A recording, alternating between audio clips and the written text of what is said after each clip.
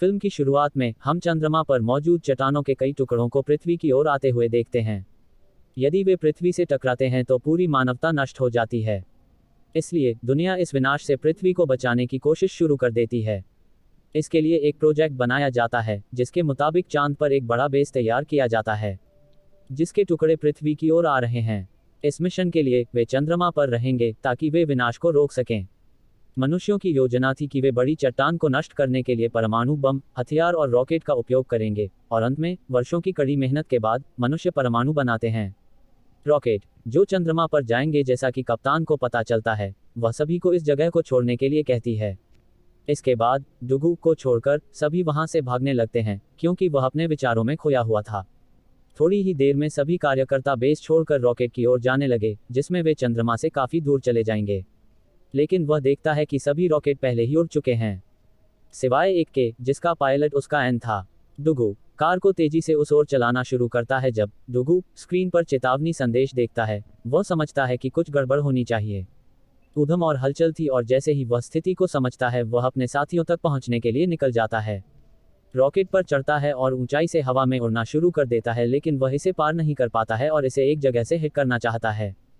क्योंकि चट्टानों के टुकड़े तेजी से उनकी ओर बढ़ रहे थे, इसलिए कप्तान को भी अपना रॉकेट उड़ाने के लिए मजबूर होना पड़ा। जब डुगू रॉकेट की जगह पर आता है तो उसे पता चलता है कि सभी उसे छोड़कर चले गए हैं। जैसे ही सभी रॉकेट वहां से जाते हैं, चट्टानों के कई टुकड़े चंद्रमा की सतह से टकराने लगते हैं जिससे सब कुछ नष्ट हो जाता है। यह देखकर डुगू तुरंत अपनी जान बचाने के लिए भागने लगता है, लेकिन किसी तरह वह इस विस्फोट से बच निकलता है। लेकिन तभी उसके सामने एक चट्टान का टुकड़ा फटता है जिससे वह कुछ दूर पर गिर जाता है।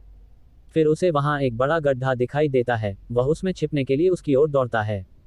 तभी एक और धमाका होता है जिससे वह दूर हवा में गिर जाता है और बेहोश हो जाता है। इस दौरान वह इस बात से अनजान थे कि चंद्रमा पर चट्टान का एक बहुत बड़ा टुकड़ा है जो तेजी से जमीन की ओर बढ़ रहा है। डुगू अपने होश में आता है और तुरंत खड़ा हो जाता है और जमीन को देखने लगता है और अपने लोगों पर गुस्सा करने लगता है कि तुमने मेरा इंतजार भी नहीं किया और मुझे छोड़ दिया। लेकिन फिर बहुत जल्द उसे खबर मिलती है कि एक बहुत बड़ा चट्टान का टुकड़ा जमीन से टकराने वाला है। इससे हमारा पूरा संसार नष्ट हो जाता है। फिर थोड़ी देर बाद जब टुकड़ा जमीन से टकराता है तो एक बहुत बड़ा विस्फोट होता है। यह मानवता के अंत की तरह लगा, जिसके बाद पृथ्वी जलती हुई गेंद की तरह नजर आई। जब डुगू जो चांद पर अकेला रह गया था, पूरी तरह से निराश था। इसलिए अब उनके पास बेस पर वापस जाने के अलावा कोई दूसरा रास्ता नहीं है। वह बेस पर जाता है और हर जगह संपर्क करने की कोशिश करता है, लेकिन उसे कहीं से भी कोई जवाब नहीं मिलता है। इस वजह से उसे पता चलता है कि वह इस दुनिया में अकेला ही बचा है। इससे उसका दुख तो बढ़ जाता है, साथ ही उसे अपने मृत साथियों की याद आने लगती है। अब यहाँ उसके पास इतना भोजन था कि कम से कम उसकी मृत्यु ही उसके लिए पर्याप्त थी। इसके बाद वह अपने विचारों की दुनिया में वापस चला जाता है और सीधे कप्तान के कमरे में जाता है, जहां उसे थोड़ी हिम्मत मिलती है। इसलिए शेविंग के बाद वह अपने काल्पनिक दोस्त कैप्टन के साथ खाना खाने लगता है, लेकिन इस दौरान उसे यह नहीं पता होता है कि जमीन पर किसी समय कुछ लोग विनाश से बचने में सफल हो गए थे।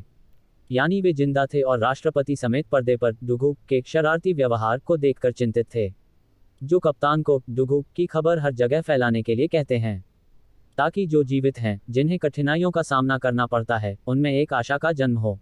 कप्तान को यह विचार पसंद नहीं आया क्योंकि डुगू जमीन से बहुत दूर चंद्रमा पर था और लोगों को एक उदाहरण देने के लिए ऐसे व्यक्ति को पेश किया जाना चाहिए जो कठिन परिस्थितियों से भी गुजरा हो और उसके पास खाने के लिए भी सब कुछ था।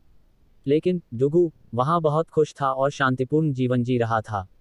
फिर एक सुबह जब डुगू खाना लेने जाता है तो उसे पता चलता है कि यहाँ कुछ गड़बड़ है, क्योंकि उसे वहाँ किसी की उपस्थिति महसूस हुई है और सबूत के तौर पर खाने का एक पैकेट भी मिलता है जिसे उसने खोला नहीं। फिर वह धीरे धीरे डाइनिंग रूम में जाने लगता है जहाँ उसे किसी की परछाई दिखती है जो लेटी हुई थी।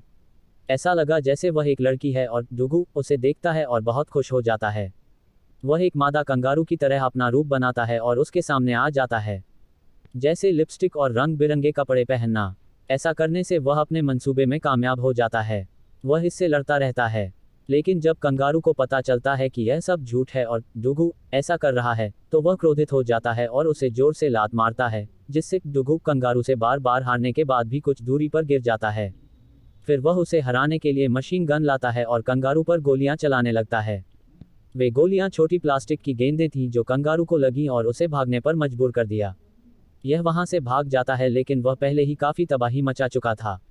स्थिति तब बदल जाती है जब कंगारू फिर से लड़ने के लिए तैयार हो जाता है। यह डुगू को पार्ट 2 देखने के लिए चैनल को सब्सक्राइब करें।